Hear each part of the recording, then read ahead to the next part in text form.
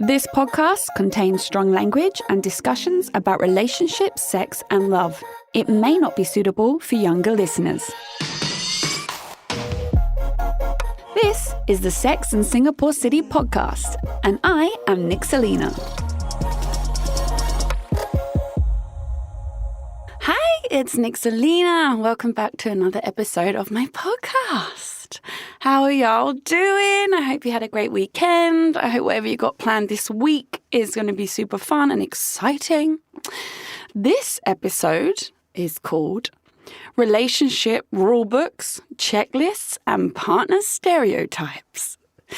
Now, the reason I want to talk about this is because I believe, and having just experienced it very firsthand myself, we all have these checklists in our mind about the kind of partner we want to end up with. We have these ideas in our head about age, background, heritage, finances, appearance, profession.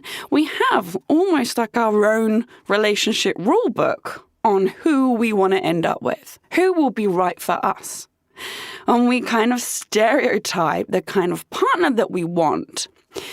Now, I think it's great to have these ideas and boundaries set in place for who you want to spend the rest of your life with, because it means, you've kind of got to know yourself very well. And you're like, I don't like someone that believes in this. I don't like someone that believes in that. For example, very easy scenario.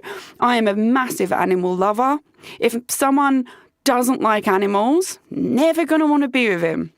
Very hard and fast rule for me there, because it's going to be a huge clash. And also, I don't respect any human that doesn't have empathy for animals. It makes me think there's a problem there. You get me? So I think it's good to have such ideas and boundaries in place. But what I want to talk about today is when these checklists that you've created in your head and these partner stereotypes actually cause you more harm than good when you're looking for the soulmate and the final love of your life. So a little bit about me, I guess. I'm going to obviously tea spill because that is what I do. So I met my partner organically through a friend, and he is nothing like what I thought I would want to be with for the rest of my life. So, for instance, I'm just going to rattle off a few ideas. I always said I fancied dark-haired men. Always like dark-haired, dark-haired, dark-haired. I think somehow, weirdly, I must have connected dark hair with a strong sense of masculinity. I don't know. But he's got light hair, and he's the most alpha masculine energy man I have ever met. It's ridiculous. Like, he needs to have a fucking day off on that front. I've always said that I kind of wanted an older man, not like older than me as such, but someone in mid-30s, because I assumed that they would have the same kind of maturity and life, career, family goals that I'm at, I think, like, I'm just stereotyping age, but I'd expected mid-30s, perhaps 40s for me, bearing in mind I'm 34. And I got a lot of feedback from people, like my family, my best friends, like, yeah, you need an older man. You need an older man. My partner's 28. He's 6 years younger than me. What the fuck? Like, I never expected to end up with a late 20s guy when I'm 34. But his maturity level is 100 times more than my ex, who was 37, than guys that I've, dated who are like 40s. My friends are dating guys in their early 40s, 43, 44. They're acting more immature than my partner. So I'm like, fuck. Between the two of us, you'd think I'm the young idiot and he's like the older man. It's ridiculous. And he's actually 6 years younger. So that was a stereotype that I put in place that I kind of, if I had kept to that, I wouldn't be with him, obviously. So I'm like, too young. And yeah, I wouldn't be where I am now. I also decided many years ago that I wouldn't date a rich man because I had someone very wealthy when I was 21. This is the guy who the book novel Lolly is about. Still need to finish writing it. Don't judge me. I'm busy. Okay? But yeah, he had a lot of money. And he basically treated everything and everyone as if they were replaceable. I felt like I'd become a product or a commodity in his life. And when I got too emotional or things went sour or I wasn't playing ball, he could switch off and switch me out with someone else because everything can be bought, including women. So I was very much like not going to be with a wealthy man. That being said, my ex, when I met him, was broke as fuck, right? I almost went to an extreme, like really broke, wanting me to take his debt on my credit card. What? But yeah, broke. At the beginning, I didn't mind. I was I don't give a shit about money. So I would pay for everything and I would happily, pay more rent or say, hey, you can come and live with me and don't pay, because I never really saw money as an issue with love if someone doesn't have it. Like, I don't want that to have a knock-on effect on how I see them as a person. That being said, I did get really fucking frustrated with the fact that I paid for everything, and then whenever he did have some money, it went on him. It wasn't about the money, it was his mindset towards it, and he had this overwhelming greed and obsession with becoming a millionaire. Like, keep dreaming, darling. But yeah. So after that, I'm like, I don't want a wealthy man, but I also don't really want a broke man. Like someone just, who's got a half these, like if you can pay your rent and your mobile phone bill, I'm cool. And some, and some food, then that's all I'm after. That being said, my partner now is extremely wealthy, right? And I've made it very clear to him that I don't really like it. I'm not like most girls that vibe for a rich one, just because of I got burnt before. But actually, he's so wealthy and so generous, so fucking generous with it. And I've never felt more loved and cared for and protected than I have with him. And all it happens to be is that the money helps, I guess, fund the lifestyle that we have. But it's scary, right? It's like, for coming from my point of view, he's from a whole different world. I'm like, the stuff, it's fucking crazy. But it goes against my own stereotype. Again, I said I didn't want a wealthy guy in my head, and now I move on. So meeting him has really made me look at and address what I would consider my personal relationship checklist, rule books, and stereotypes to the guy I want to be with. He kind of breaks all the rules for me. And yet I absolutely adore him, and it's effortless and it's just sunshine every fucking day. And I'm gonna probably marry this man. So this is what I want to talk about beyond my situation, to just, touch base with you guys. I just think that we should go through a few of the things that we can put as checklists and stereotypes that actually hinder us. So if we start off with age, if I had seen my partner on Tinder, I would have swiped left. I would have gone, 28, too young, doesn't have dark hair, done. Would assume a 28-year-old would not be anywhere near my maturity level, and he would probably still want to fuck around, because I had this idea in my head that guys below 30 don't want to settle down.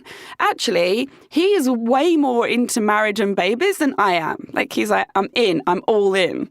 And I'm like, well, quite like my life as it is. So your age is a big one. I would like everyone to just bin that fucking checklist about the age of someone.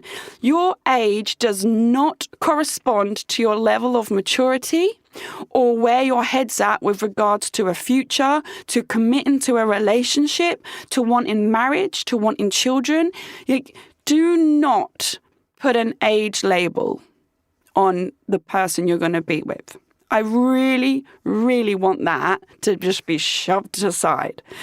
there are men out there in their mid-40s who are way more immature, playing games, fucking around, ghosting women, lying, cheating, than there is, late 20 guys who are genuine, kind, and, actually successful enough in their life where they're like, yeah, I'm ready to commit. So scrap the age. That's not even a grey area. For me, it's super black and white. Age does not define love and a person's attribute or their soul. I feel like I have to add a little disclosure here. That being said, obviously, there's age limits like underage, which is illegal. Let's not venture down that fucking path. I'm just talking about what we put in our heads as to someone's level of maturity to settle down, okay? Like, if it's underage, no. Okay. Moving on. Appearance. We all have an idea in our head. This is the main one, isn't it? I want a man that's taller than me. Right? Let's call a spade a spade. We all want a man that's fucking taller than us.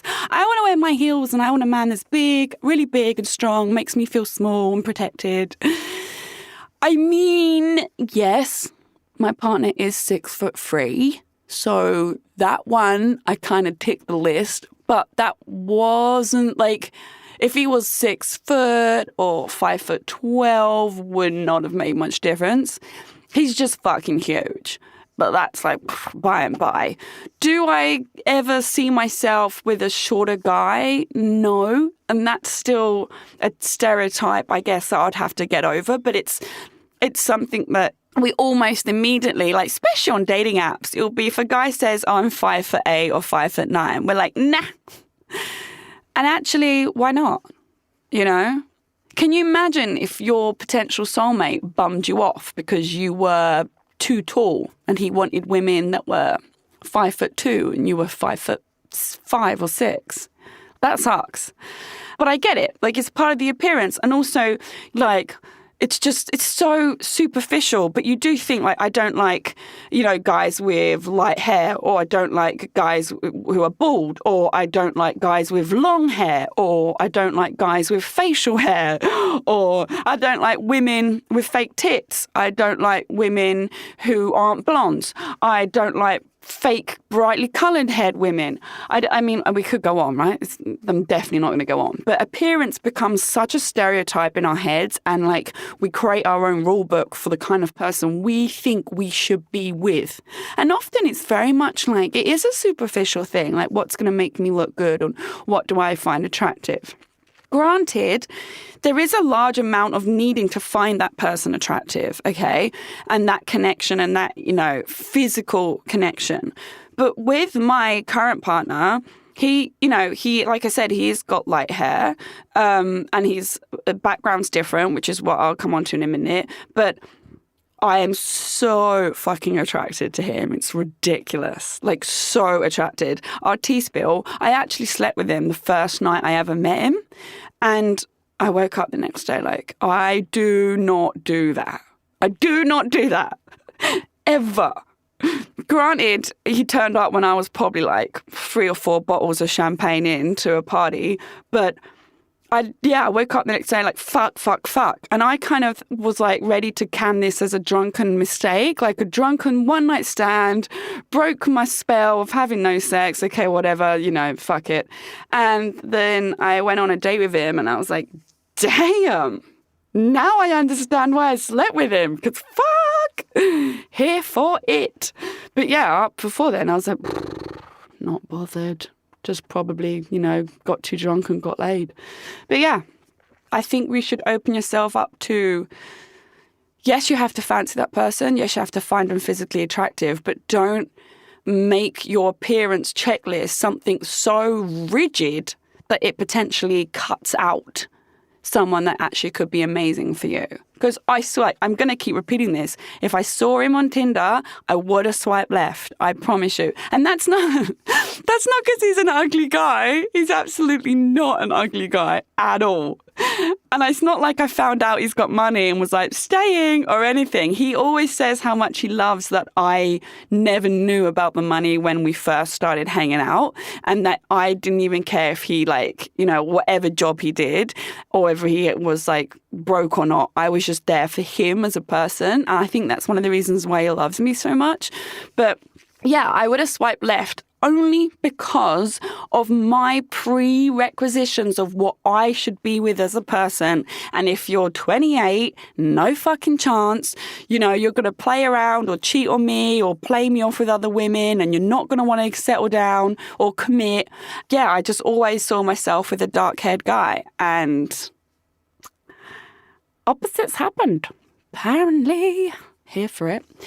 So the next thing I want to talk about is, well, I just touched upon finances. And people message me a lot, actually, when I do a Q&A on Instagram about this topic. People that come from a different financial background. So extreme example, one of you's not got much money, one of you has got lots of money. Or one of you comes from a very wealthy background and a very wealthy upbringing, and one of you doesn't. And is this a problem? Absolutely fucking not. Money should never have any implication on anything to do with love. My only thing I'd say about this is, like, I got fleeced in my last relationship because he was very manipulative and calculative and knew that I would always pay for the holidays. If he said, oh, I can't afford it, I can't go, because I was always so desperate for him to come with me, I would always just drop all the checks, right? But when he did get money, like I said, it would always be spent on himself, and it'd be very surplus, and he'd claim poverty and then spend $300 on a suit and just to look like a wanker for one night. I started to really realize that it was very much like his money was always on him and my money was on us. And even when he started earning some money, he refused to pay half the rent and told me I had to pay 60% and he only get to pay 40% because I earned more. And I still just went along with it. It was very odd. I don't know why I never actually stood up to this and refused, but to not even offer to pay half rent, what? Yeah, it was all very strange, very odd human. But that's the only thing I'd say when it comes to finances is it should always really be an equal measure. With my partner, it will never be an equal measure because of what he has. But I'm very firm on when I pay. So if we get a home delivery, he'll put it on my card. I'm absolutely not. Absolutely fucking not. Even though I know what he earns and he knows what I earn, I refuse because that's not fair. Why should he always have to pay just because he has more money? That's not cool. This is my morals, by the way. And I know lots of women out there are like, no, man should always provide. Man should always look after me. It's just not my background. I'm a hardworking kind of self-sufficient woman. And I feel weird when I get treated yeah, it's a lot, and I kind of freak out a little bit and I'm like, no, please don't spend that money and please don't. Or we'll go on a staycation. I'm like, no, it's too much money. And he's like, booked it, shut up. As long as you both contribute what you can and you both understand there is a different level in finances and you both happy with that, then yeah, as long as one of you is not spending all your money on yourself and expecting the other one to pay for everything for both people, then yeah, I wouldn't even consider that a problem. I do understand though that finances are an issue, and I get that's why everyone's messaged me about it, because since I met my partner, I've had many, many negative opinions about his wealth, and it's fucking weird. I can't get my head around it. But for some reason, people have an issue with the money he has, and it became a big problem. It's very strange. So yeah, I do understand where you're coming from, but from my point of view, once again, finances, age, just shouldn't come into it when it comes to love. I really, really don't think so. The same goes for profession, which is another thing. When it comes to, do you need to be in the same profession as each other? No. Why would you do that? I'm a personal trainer and I only date personal trainers. I'm a hairdresser and I only date hairdressers. Or, I'm in the finance industry, so I only date people in the industry.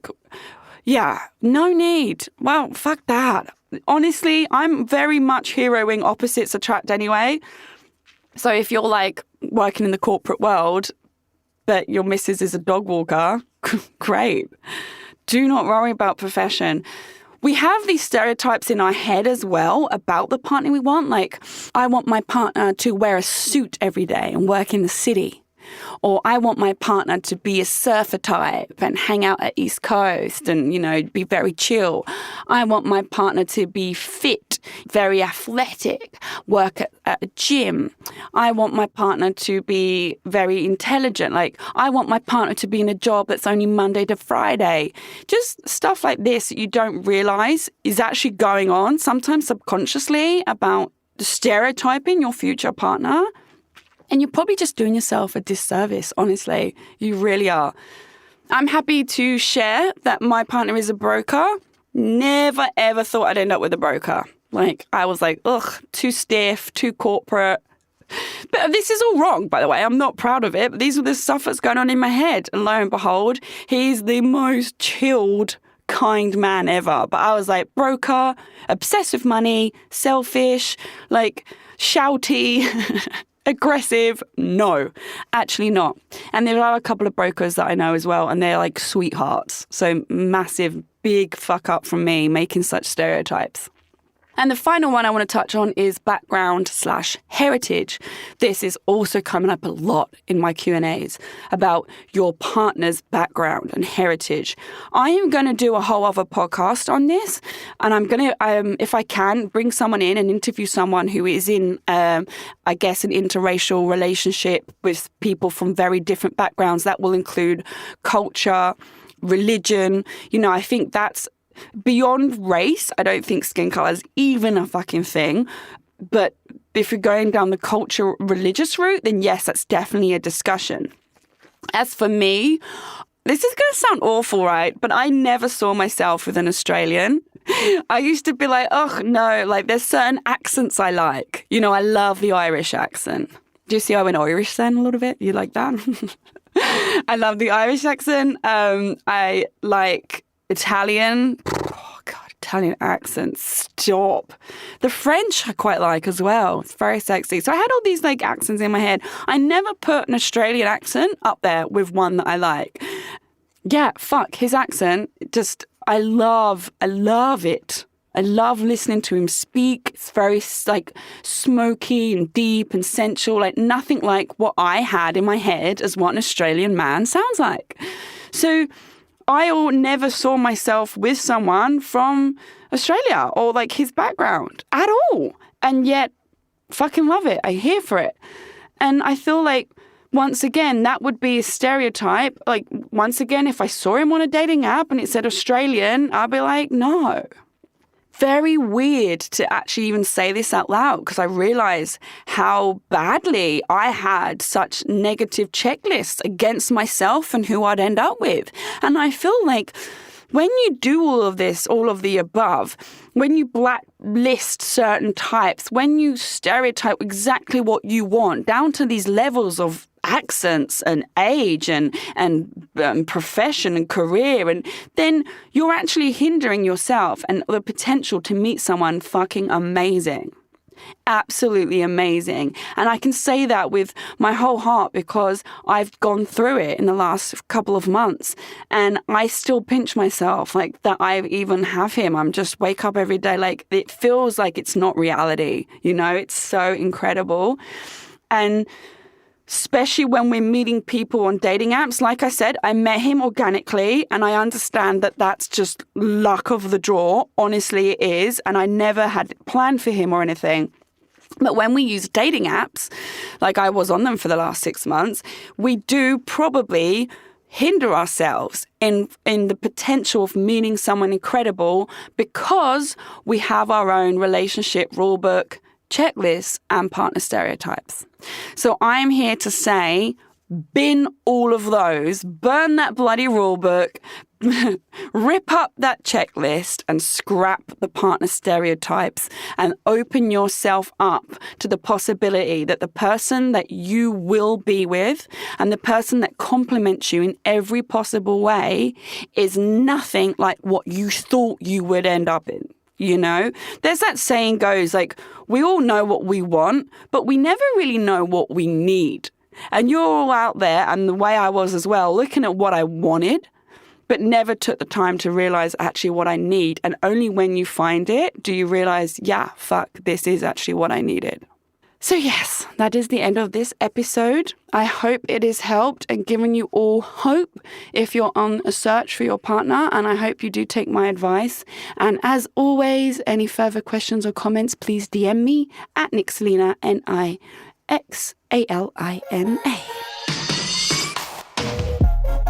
Thanks for listening to the Sex and Singapore City podcast.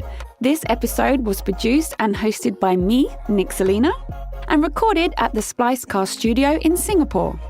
I'm available to listen to on Spotify, Apple Podcasts, Google, and all major podcast listening apps. Do subscribe to enjoy a new episode every Monday evening. Please do give me a 5-star review. It helps other people also find my podcast. For more awesome content and features to read, you can check out my website, sexandsingaporecity.com. That's sexandsingaporecity.com.